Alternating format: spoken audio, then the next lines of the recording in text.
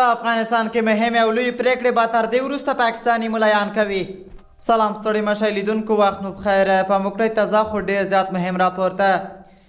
په افغانستان کې به تر دې وروسته د مهم او لویو مسایلو په هکله د پریکړو د مرجع د افغانستان لویه جرګه، ولسي جرګه، د مشرانو جرګه نه وي، بلکې لویې پریکړې به د پاکستاني ملایانو لخوا کیږي.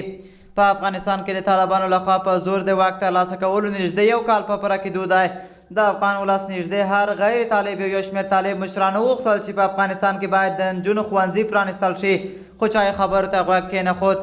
د طالبانو یو شمېر سرچینو تېره اونۍ ویل چې د هغوی امیرالمؤمنین هم غواړي چې د نجونو ښوونځي پرانستل شي، لیکن دا یې مشخصه نه کړه چې د ښوونځیو پرانستلو مخه چا نیولې ده. ویل کېږي چې پاکستان دا وخت د خپل اقتصاد د خرابېدلو له امله یو ځل بیا د ده چمتو شوی چې له غرب او په ځانګړې توګه متحده ایالاتو سره معامله وکړي.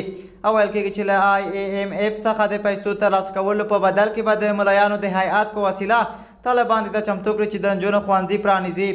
د جماعت اسلامي د قاضي حسین احمد مړ، د جمعیت علماء اسلامه د مولانا سمیع الحق مړ، مولانا فضل الرحمن تقي عثماني او د هغوی د پیروانو په شمول ګڼ شمېر پاکستاني ملایانو په هکله ویل کېږي چې دا دغه هیواد له پوځ او استخباراتي ادارو سره نږدې همکاري لري او په سیمه ځانګړې توګه افغانستان او کشمیر کې د پاکستان ماموریتونه ترسره کوي.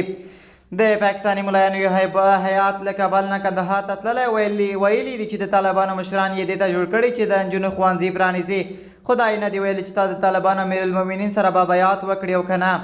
که پاکستاني ملایان له ملا هیبت الله خوند سره د امیرالمؤمنین په توګه بیعت وکړي، له مذهبي پلوه به پاکستاني ملایانو دا واجب شي چې د پاکستان د انګریزي قانون او غیر شرعي نظام پر ضد وسلې ته لاس کړي او د امیرالمؤمنین په مشرۍ د امارت لمنه تر خپلې سیمې پورې وغځوي. له غوږ نیونې نړۍ مننه.